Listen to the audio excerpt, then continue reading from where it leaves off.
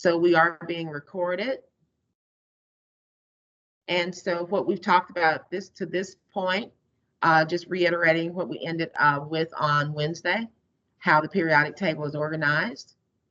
And so we've also been talking about compounds, and we're now going to calculate the percent iron and the percent oxygen in rust, Fe2O3.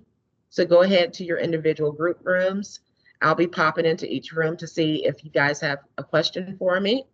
And then let's say at 11:30, we're going to meet back in the general meeting room. Or before that, if your group gets done with the problem before 11:30.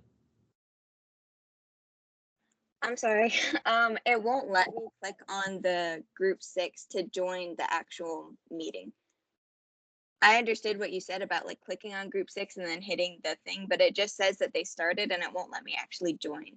It won't let you join? No, I'm on an iPad, if that makes a difference. I am not sure if that makes a difference. Oh,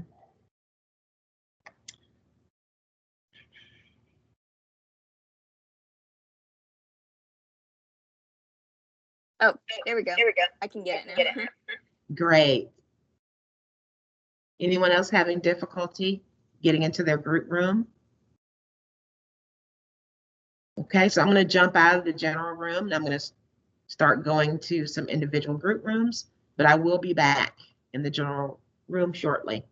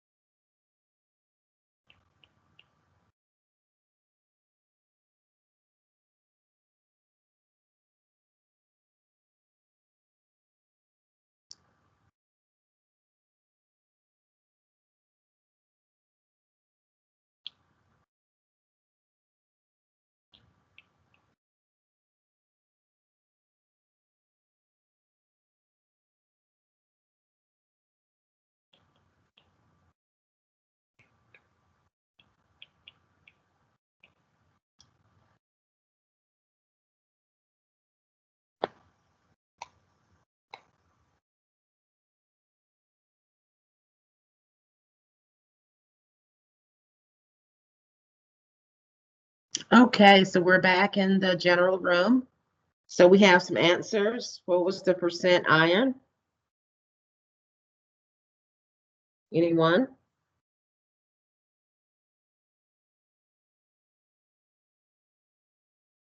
$69.9.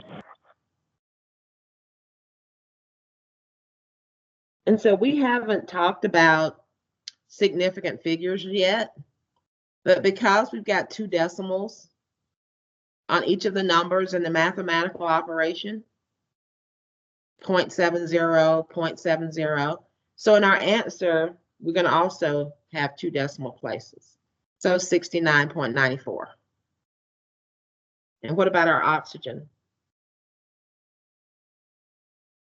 We really don't have to do the division to do the oxygen once we do the iron, right? We can just take 100 minus 69.94, and that would be our answer. Do you agree?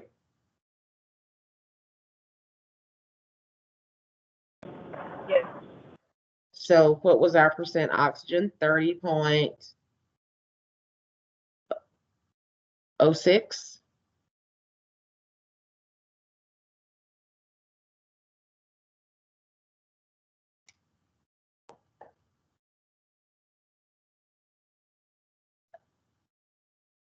So those are our percentage iron and oxygen in rust, Fe2O3. And so now I'm going to let you go back to your meeting rooms again. And we've got 3 questions that we want to answer for this section. So go back to your meeting rooms. Question 1 is just like the example we just did, finding the atomic percentages for each element in those 2 compounds. So for part A, you want to find out what the percent beryllium is and what the percent chlorine is. For part B, you got 3 different elements in this compound. You got Ti, which is titanium. You've got oxygen. And you've got hydrogen.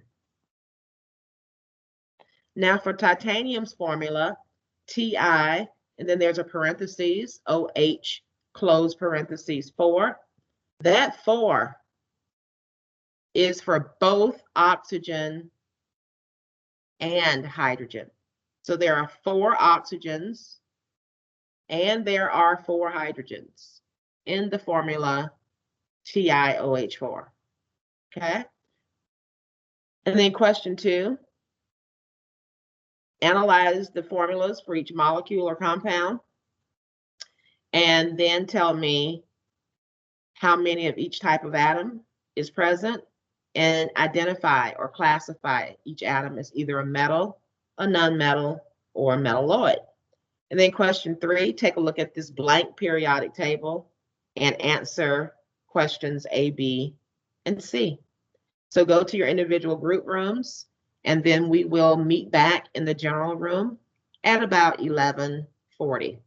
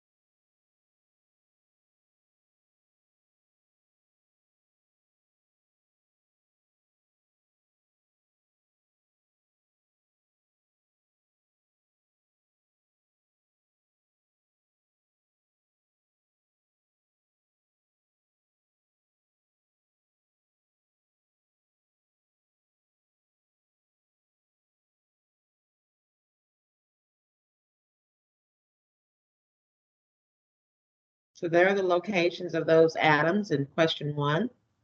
Titanium is here. It's a transition metal. And we've already looked at oxygen. Chlorine is also a nonmetal, just like oxygen and hydrogen. Beryllium is an alkaline earth metal in group 2 of the periodic table.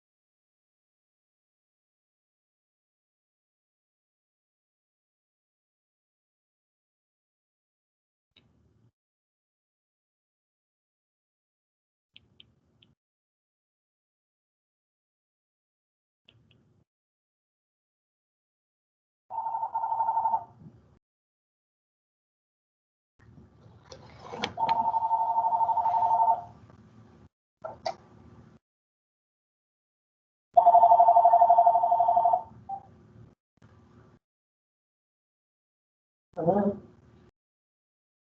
Hello?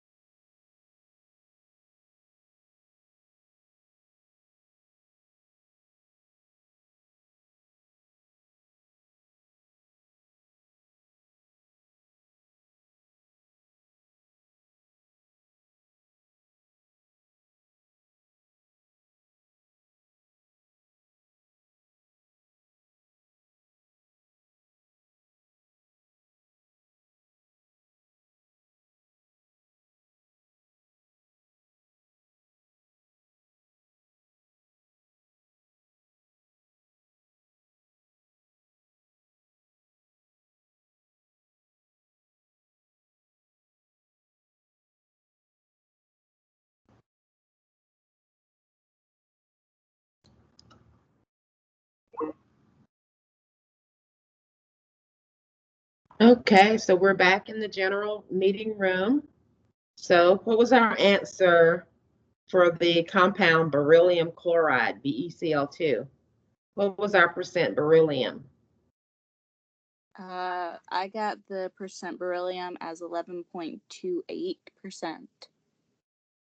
Okay.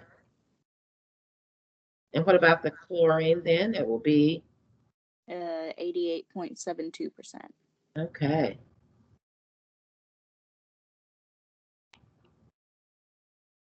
So we see this compound is very heavily more percentage by atomic mass chlorine versus beryllium.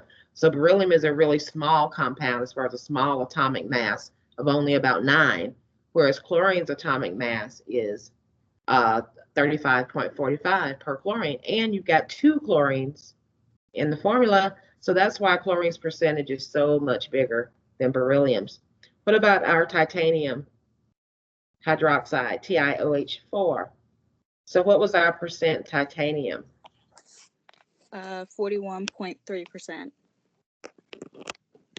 Does anyone disagree? So 47.88 divided by 115.92 times 100. And so to do oxygen, oxygen would be 16 times 4, so 64. Divided by the total, 115 times 100. So what was your percent oxygen? 55.2%. And then percent hydrogen should be a very small number.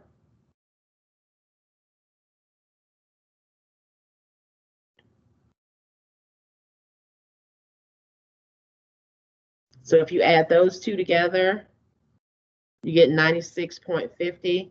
So therefore percent hydrogen, 4.50. Am I correct? Or 3.50? Does everyone agree with that one?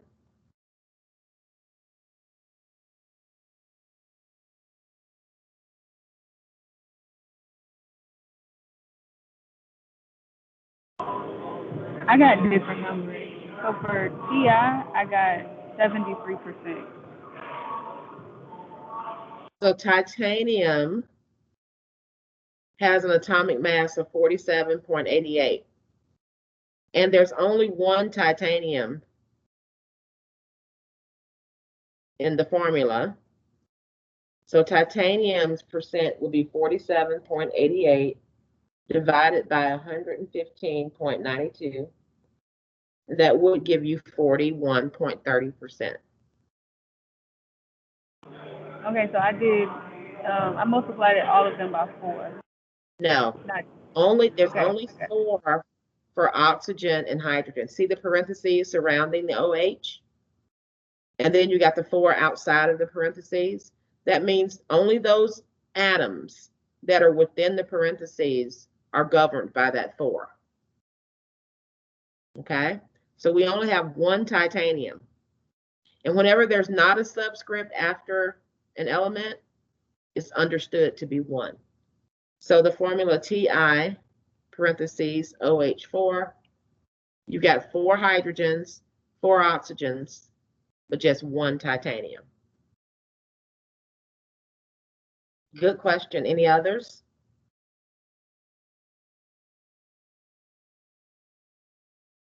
Any other questions about part A or B of number 1? So for number 2, we've got 4 parts, A, B, C, and D. The first molecule is CO2, carbon dioxide. So that's going to represent 1 carbon,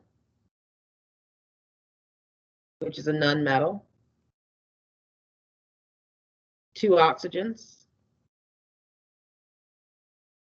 which is also a nonmetal.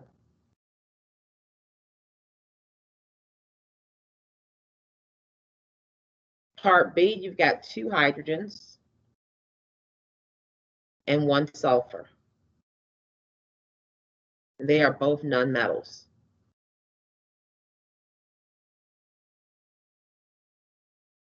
SiO2, silicon dioxide, you've got 1 silicon. Silicon is a metalloid.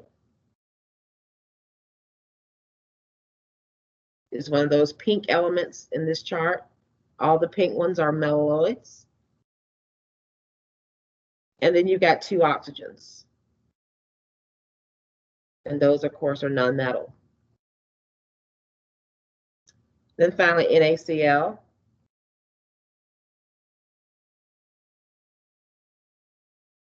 Na is sodium.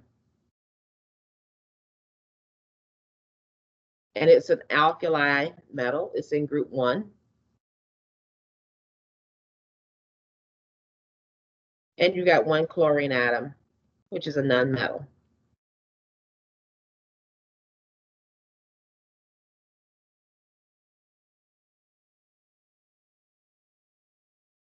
So in this table, all the blue ones are your nonmetals. Your pink ones are your metalloids. And the metals are the one in the faint green or light blue color. Any questions about number 2?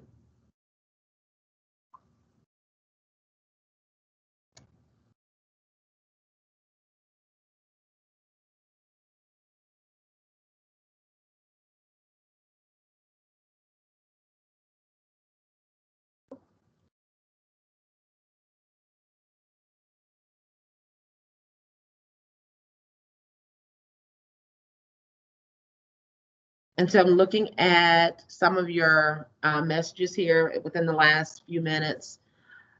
If you use a different periodic table than the one that's here, your percentages may be a little off, or if you drop decimals as you're doing the calculation, you shouldn't drop any digits until at the very end of your calculation when you write your answer down. So, that could account for if your answers, your percentages were a little off from what's written on the screen. And so, Whitney, can I go back and answer anything for you over questions 1 or 2?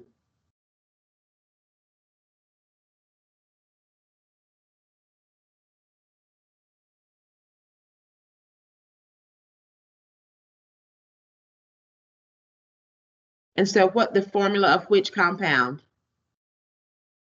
Whitney, unmute yourself.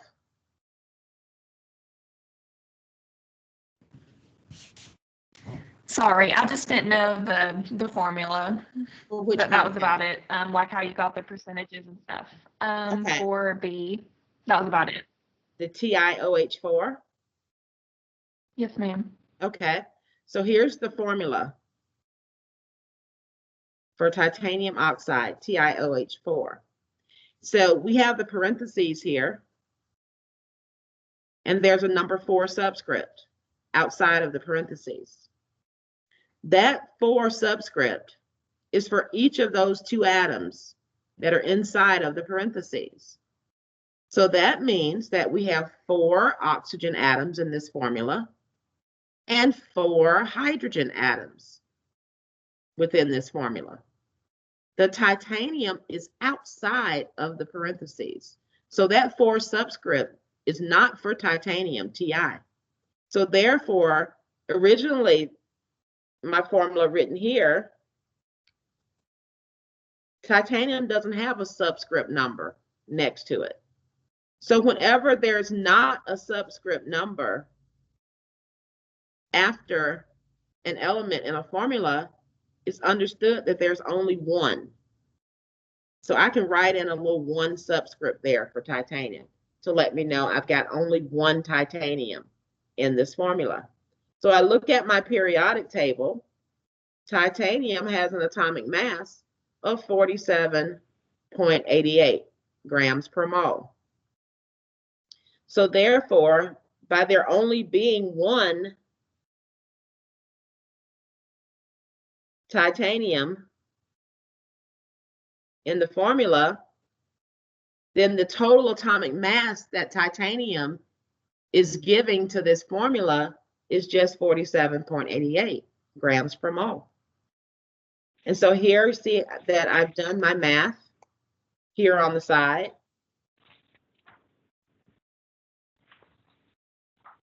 So in the formula, I've got one titanium whose atomic mass is 47.88. So 1 times 47.88 gives me 47.88. I have 4 oxygen atoms and 4 hydrogen atoms. Oxygen's atomic mass is 16. Hydrogen's atomic mass is 1.008, which I always round to 1.01. In most periodic tables, it's listed as 1.01. And so that's what I use because that's what I've been using like forever. So oxygen is 4 times 16, which is 64. Hydrogen, 4 times 1.01 or 4 times 1.008, which is about 4.04. Adding those 3 numbers together, I get the entire mass for the compound, which is called the molar mass or the formula mass for the entire compound is 115.92. So to get the percentage for each element, you take the individual total atomic mass for that element and divide it by the total mass of the compound. So for percent titanium, it's going to be 47.88 divided by 115.92 times 100 to give us the percentage 41.30. And then for percent oxygen, in the numerator, you got the total atomic mass of all 4 hydrogens, which is 64, divided by the total mass for the compound, which is 115.92, multiplied by 100, you get 55.20. And then finally, the percent hydrogen, you take the total atomic mass of the 4 hydrogens, which is about 4.04, and divide it by 115.92 times 100 to give you your percentage of 3.50. So that's how we go about getting those percentages for those 3 different types of atoms that are in the formula TiOH4. Noting that the 4 subscript is just for the 2 atoms within the parentheses. And therefore, there's only 1 titanium atom. Does that answer your question, Whitney? Yes, ma'am. It was just blurry, so it caught me off guard because Okay. I wasn't writing as quick. Okay. Leah, did that answer your question as well? Yes, ma'am, it did. Thank you. Okay. Any questions about number 2?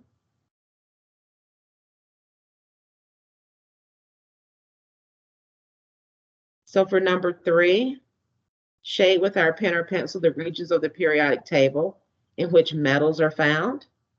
And so we can label these groups here. Group 1 is also called Group 1A on the modern periodic tables. In the old periodic tables, they just called it Group 1. And then this is Group 2A. And so these are, 1A are your alkaline metals, and Group 2A are your alkaline earth metals. So the first 2 columns or groups of the periodic table are metals. And then these elements here in the middle, and I'm going to go with a different color here.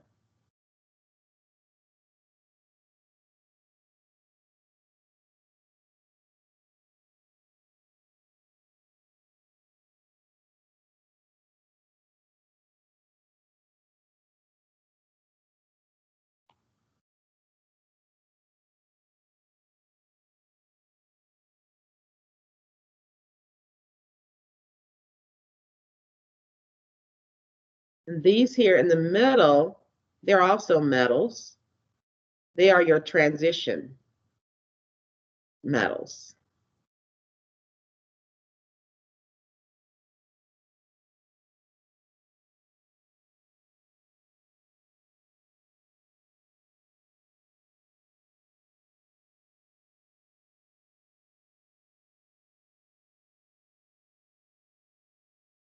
So those are your metals.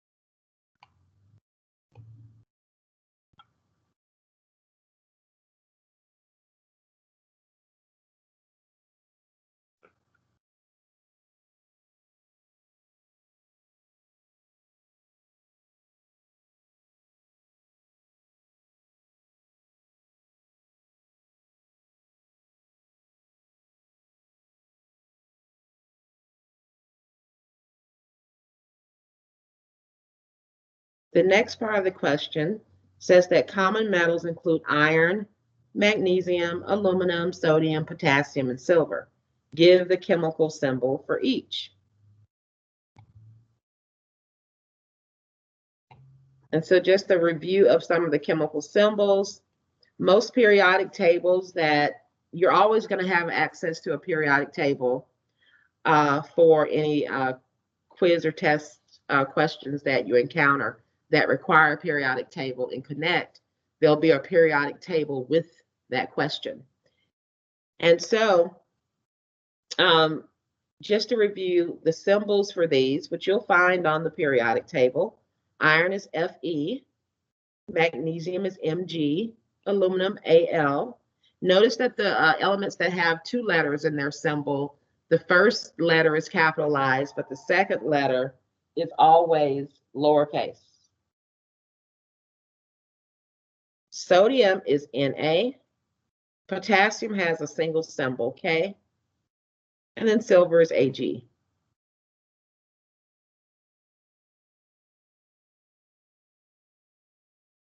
And then the final question, give the name and chemical symbol for 5 nonmetals.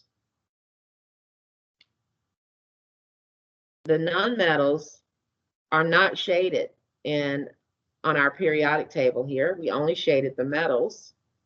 The metalloids are also not shaded. So 5 nonmetals, we can choose any 5. I'm going to choose some of the more common ones. Oxygen,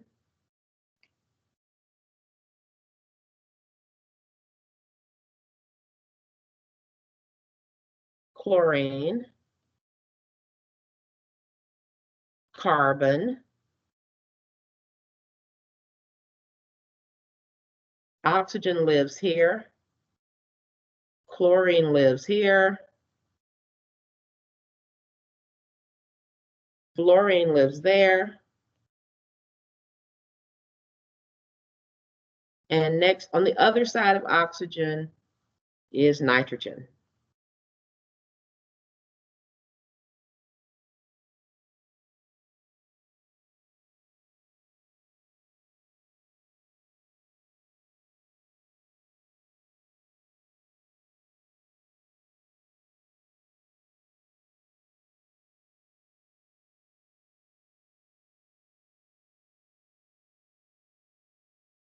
And then carbon lives right next to the nitrogen.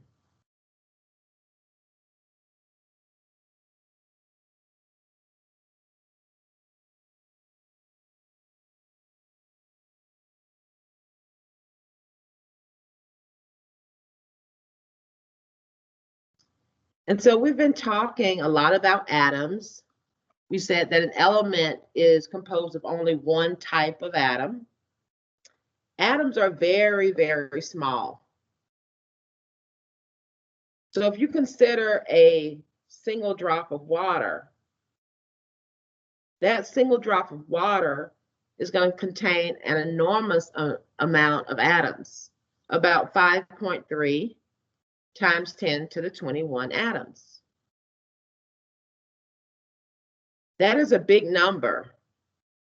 And notice that I wrote it in scientific notation versus writing it in the long form, which will take a long time to write all those zeros.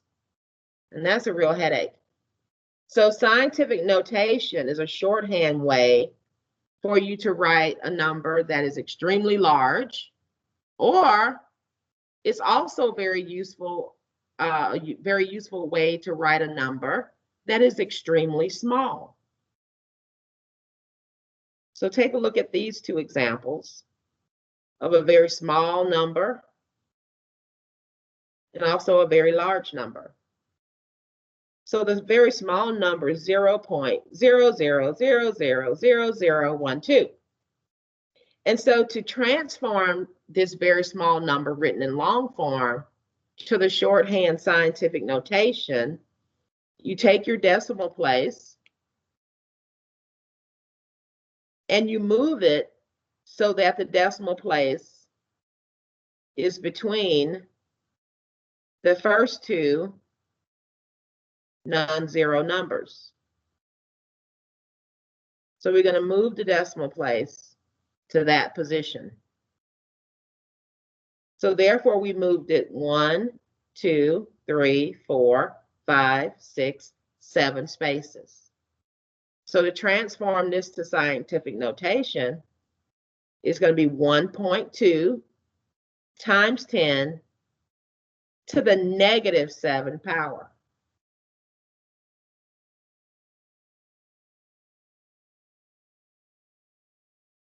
So that negative sign needs to be there because the number is a very small number. It's less than 1.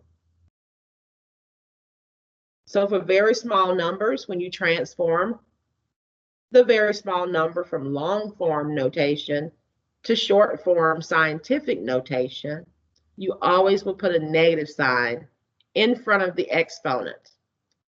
The exponent represents how many times you moved the decimal. So very small numbers are those that are much less than 1. Very large numbers are those that are much greater than 1. You will put a decimal at the very end of the number. And then you will move that decimal so that it is between the very first two non-zero digits in that number. So for this number, 2300000000, we put our decimal at the very end of the number, and we're going to move it 1, 2, 3, 4, 5, 6, 7, 8, 9 spaces. So now the decimal is going to be between the 2 and the 3.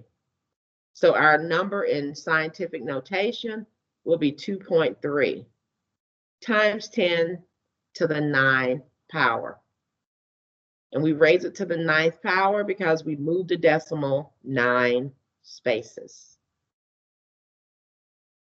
So it's very important that you understand how to put a number in scientific notation into your calculator. So if I asked you to take 2.3 times 10 to the 9th and divide it by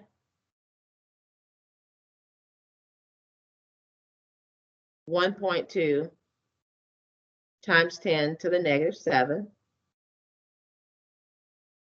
and make sure that you've got your calculators out and ready with you at the beginning of each class. So do that mathematical calculation in your calculator and tell me what the answer is.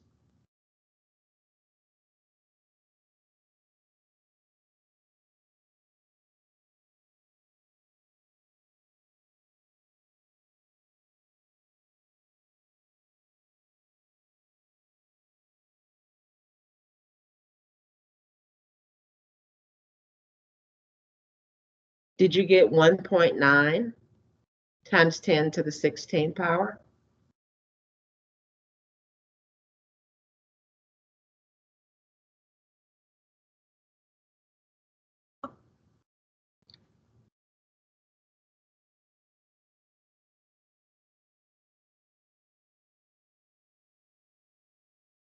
Anyone not get 1.9 times 10 to the 16th? Then I would want you to stay after class with me a couple of minutes and let's talk about your calculator and making sure that you know how to put numbers and scientific notation into your calculator in order to do a mathematical operation like this division problem here. Okay? So it's very important that we make sure that we know how to put numbers and scientific notation in our calculator very early on in the semester. And so we've seen how to transform numbers, whether they're very small or very large, into long form, from long form into short form, which we call scientific notation. And so nanotechnology is a branch of science that has really grown in the past 20 to 30 years. It's basically the manipulation of matter that has at least one dimension in the nano range, which is between 1 and 100 nanometers. And we saw in the very first section of our chapter 1 that our metric conversions include the nano, as well as the milli, the centa, the kilo, so on and so forth. 1 nanometer is equivalent to 1 times 10 to the negative 9th meters. So therefore, nanotechnology is the manipulation of matter that is very small. Like with this example here, each of the black dots here on this little smiley face, each of those little black circles that you see represent a silver atom. So this is basically an arrangement of silver atoms on a surface. And the entire diameter of this little smiley face surface is only 32 nanometers. And this was taken with an STM, which is a scanning tunnel microscope, which is able to see and visualize, allows you to see and visualize objects like a silver atom, which has a diameter on the order of 1 times 10 to the negative 9th meters, or a nanometer. So this is a total of 32 nanometers. How many meters is 32 nanometers? So this is what is called dimensional analysis, or a unit conversions problem. So if I have 32 nanometers and I know my conversion factor,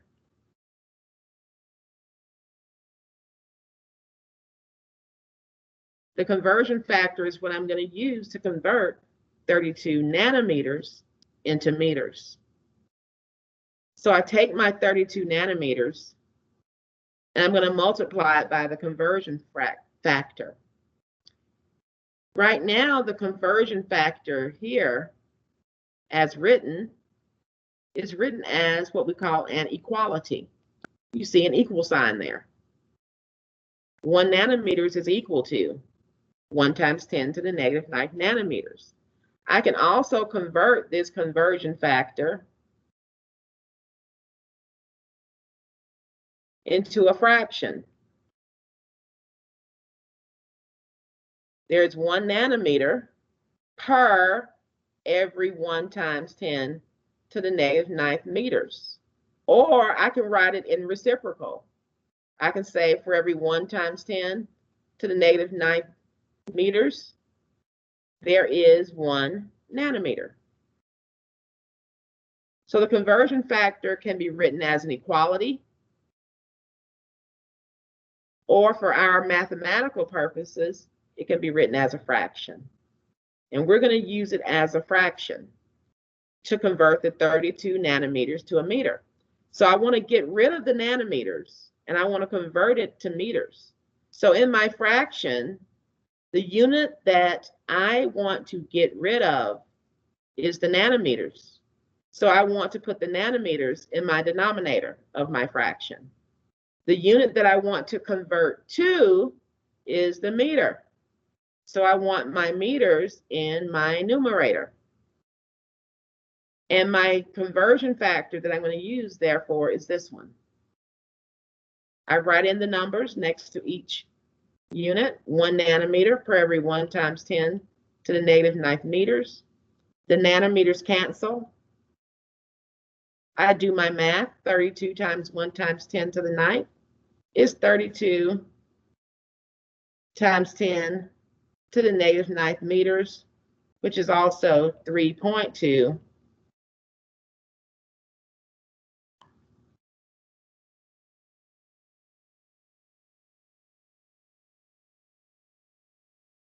(3.2) times 10 to the negative 8 meters.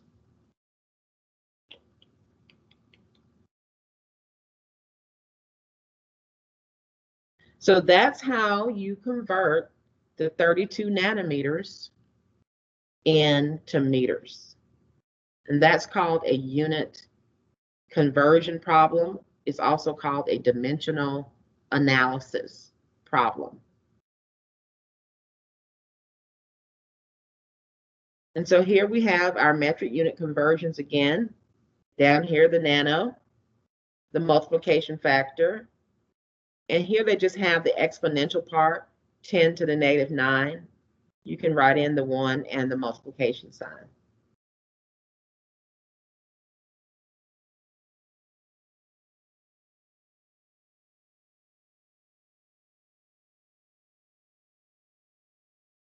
So we're going to stop with the section 1.4 questions before Wednesday's class. If you have time to take a look at a few of these before we go into our meeting rooms on Wednesday when we start class, go ahead and do what you go as far as you can go on these. If you can finish them before our Wednesday's class meeting, go ahead and finish them. That way you're ready to go into your group on Wednesday and start discussing these answers with your group immediately. And so we'll start with these questions on Wednesday, section 1.4 questions. Then we'll move into section 1.5, talk about the structure of an atom. And that will take us at the end to the end of part 1 of the notes. I've already put up part 2 of the chapter 1 notes.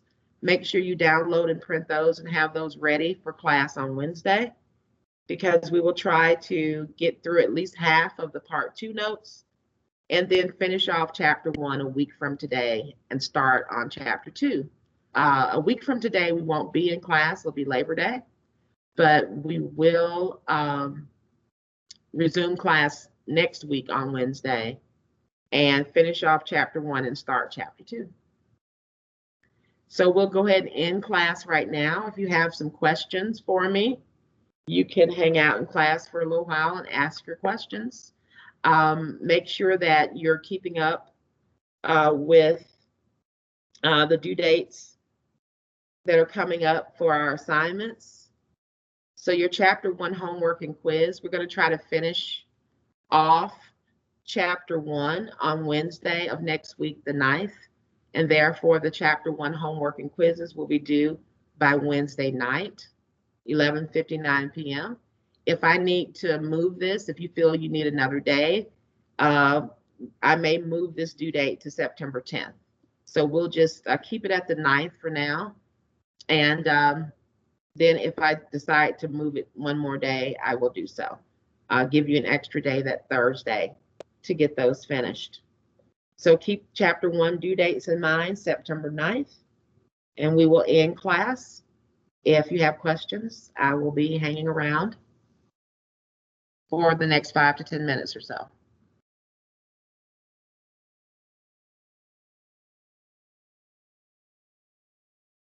Yes, thank you, Hannah.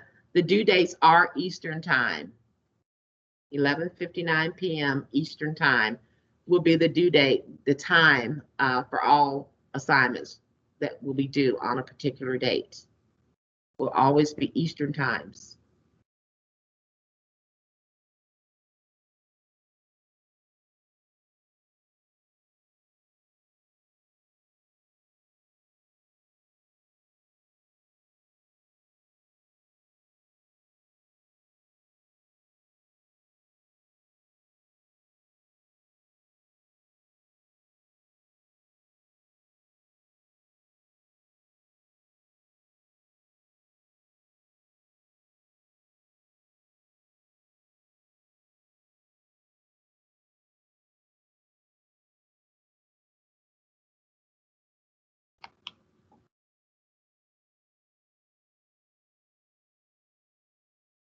Good question, Leah. The answer to your question is both. You can access all of your McGraw-Hill Connect homework, quiz, and test through eLearn by going to the course content tab.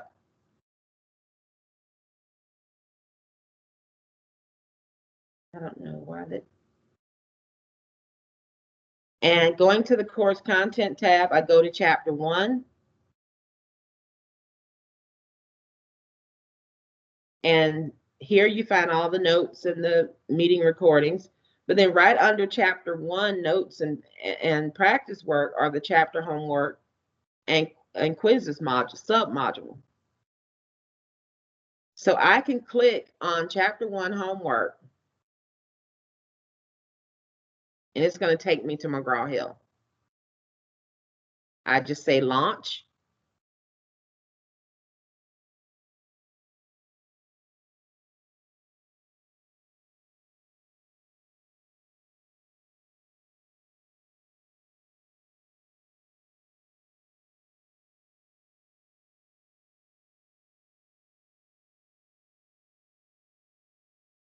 And then that will take you to the McGraw-Hill site for that assignment. So you can either log directly into McGraw-Hill Connect to get to your assignments, or you can just go through eLearn. Click on the assignment, click launch, and they will launch.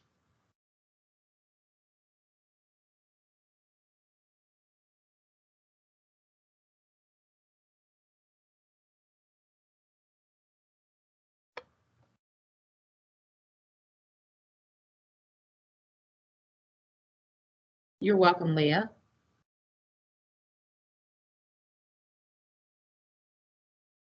Any other questions?